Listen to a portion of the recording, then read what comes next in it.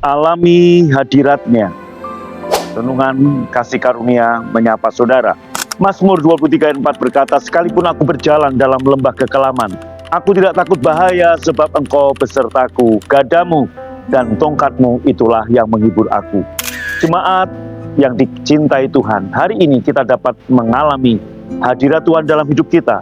Katakan pada dirimu sendiri, Tuhan besertaku. Aku mendapat kemurahan-Nya, berkat-Nya dan perlindungan-Nya. Rasakan bayangan-Nya melindungimu. Bayangan adalah gambaran kedekatan. Kita tidak sedang berada masuk ke tempat rahasianya. Kita telah ada di sana, ke dalam Kristus.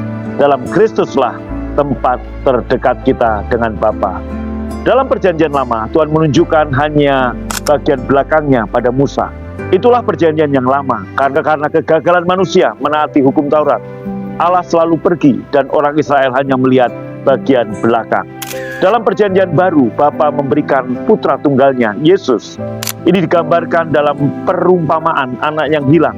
Saat sang ayah berlari mendapatkannya, tanpa peduli berapa besar pun kesalahan anak bungsunya.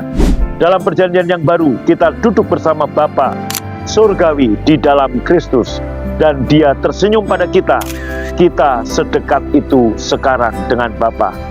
Jadi walaupun perasaan kita berkata, betapa jauhnya Tuhan, belajar lebih mempercayai kata-kata Tuhan daripada hanya perasaan saudara. Yang harus saudara lakukan adalah memanggil Dia, Bapa, ya Aba, ya Bapa. Dan seketika itu juga Anda akan merasa Dia berada dekat dengan kita. Lebih dekat bahkan dari nafas kita sendiri. Anda akan merasa Dia berada dekat dengan kita. Lebih dekat bahkan dari nafas kita sendiri. Dengan cara yang sama, saat hadirat-Nya tidak kita rasakan, kita dapat percaya kepada-Nya. Percaya bukan berarti kita tidak merasa khawatir lagi. Percaya artinya walaupun kita merasa khawatir, kita tetap bertindak sesuai firman Tuhan. Ada orang yang takut keluar rumah, takut naik pesawat, takut pindah kerja, takut memulai pertemanan, dan ketakutan-ketakutan yang lain. Hadapilah ketakutan kita dengan tetap percaya pada Tuhan. Jemaat, my brother, my sister yang dikasihi Tuhan, jangan biarkan ketakutan kita mengandalkan hidup kita. Jika engkau ingin memulai sesuatu, biarlah engkau dipimpin oleh Roh Kudus. Mintalah pendapat orang lain yang bijaksana. Hitung biayanya dan buatlah keputusan yang masuk akal sesuai dengan situasi yang engkau hadapi.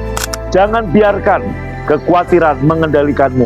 Saat kita berkata pada Tuhan Yesus, aku percaya padamu Bapa, bukan secara instan kita berhenti takut atau khawatir. Percaya pada Tuhan artinya apa? Memilih bertindak sesuai firman Tuhan daripada tetap dalam ketakutan. Mari naikkan doa bersama saya. Bapa, terima kasih karena aku dapat menghampirimu dan berkata, ya Aba, ya Bapa. Dan seketika itu juga merasakan kehadiran-Mu dan cinta-Mu untukku. Terima kasih.